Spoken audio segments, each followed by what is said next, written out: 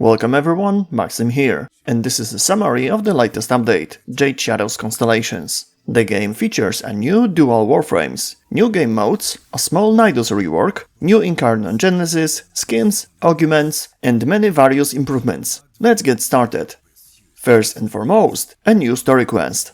It won't come as a surprise that to access it you need to have completed the Jade Shadows quest. The new one isn't particularly long and can be completed in under an hour. During it you will encounter two new proto-frames, Ryoku, Ash, and Vina, Garuda. I'll leave their plot meaning and connections for you to discover. Let's focus on the new playable characters however, as they are something we haven't experienced in Warframe yet.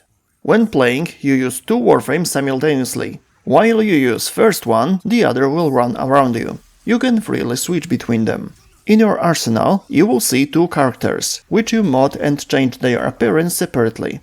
The first will be one you choose in the Jade Shadows quest, and it will be your default starting brother. You can switch between them by holding down the first or other skill button. You can change their priority after completing the quest, in hub on Uranus Proxima at special NPC. The brothers themselves have unique skills from 1 to 3, which work completely differently depending on which brother you are currently controlling. They share however their fourth skill. The brother following you will fight near you and use his skills independently. However, if you decide to use this duo for a Spectre, unfortunately you will summon only one of them, the one you have selected as your primary. Orion and Sirius are also poor choices for spy missions. If you want to change their skills in Helminth, injecting a skill only changes it for the primary brother. That's pretty much all important things related to them. You will receive their main blueprint by completing a new quest, and you can get their parts from new Railjack missions. Speaking of which, after completing Constellations, a new sector will appear in your Railjack navigation, Uranus Proxima. There will be a new hub, where, among other things, you can start a mission with Vina or Ryoku against the other. The entire mission doesn't require you to use Arcwing, and there will be a boss fight at the end. However, after boarding the enemy ship during these missions, you can look for Ryoku and Vina's secret signas. For the duration of the mission, you will get a high-end Railjack, although in solo mode you will be able to use your own Railjack. Then you will also have access to your own Railjack intrinsic skill trees, because during mission on Vina's or Ryoku's Railjack, you will have all of these skill trees maxed out. This update also brings the steel path to the Railjack. But don't worry, some Railjack components, engines, reactors and shields have received higher stats, making it easier to complete these missions. However, at this time, acolytes don't appear on the Railjack steel path. It will be added a little bit later. For now you can earn steel essence by killing Eximus units. New added content. 5 new incarnon genesis have been added to the game, for Ballistica, Destraza, Obex, Stag and Vectis. They will be available for the first time in the circuit in the next new rotation, which runs from June 22nd to 28th, but you can also purchase them for Platinum from Cavalero. Dante, Noko, Kumei and Temple have received a new augment, but you will also find 4 new arcanes in the game. They are related to the new missions. Seekers of the Lost Arcane technology can celebrate the arrival of Styrax Prime, Aphentis Prime and Atodai Prime. And of course, there are also new skins. In addition to the new proto-frames, the market also offers a Dante Deluxe skin. There are also new operator visuals related to Ash and Garuda. Sadly, Deluxe skin for Baruch was moved to the next update. If you are wondering when Mesa Ailerum skin will be released, it will be on TennoCon Day, that is July 11th. And last but not least, if you visit Aspirant Zorba on the relay, you will see that you can visually change mods related to Ash and Garuda. Nidus Retouch. By default, Nidus can have 200 stacks, which increases up to 500 with an augment. The first ability has increased damage and additional dot damage. Build up stacks faster, works better on uneven surfaces, and augment gives you even more critical chance. You can recast larva before the previous one ends, and the speed of building stacks from it scale with ability strength.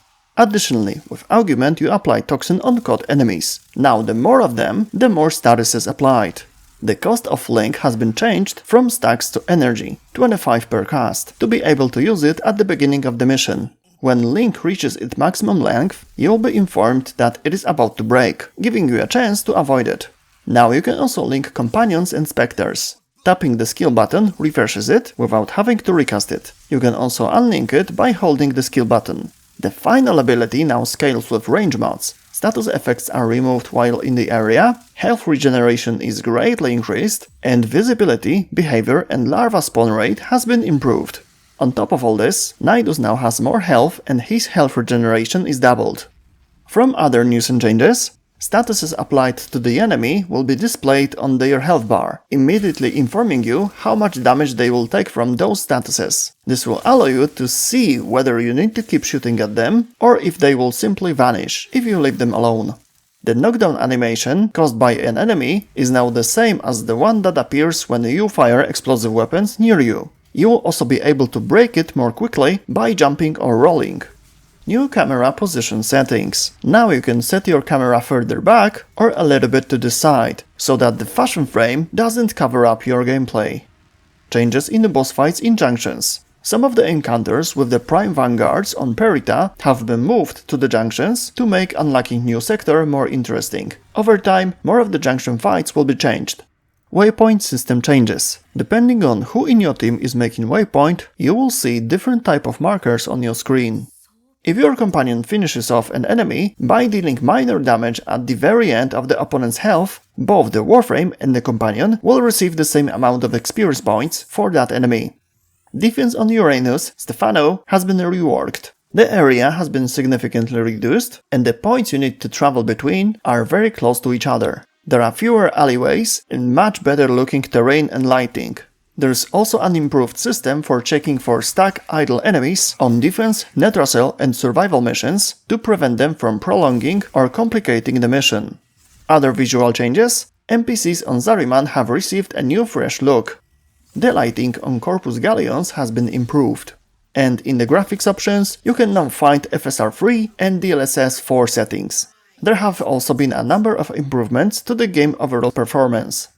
And that's all in this video. If you are interested in the full list of news and changes, you can find the link to the forum post in the video description. If you have any questions, the comment section is yours. You can also check one of my streams on Twitch, the link to the channel is in the description. It's worth visiting, especially now, because on Twitch there is a campaign till June 20th. If you watch any stream with Warframe category, you will get special items.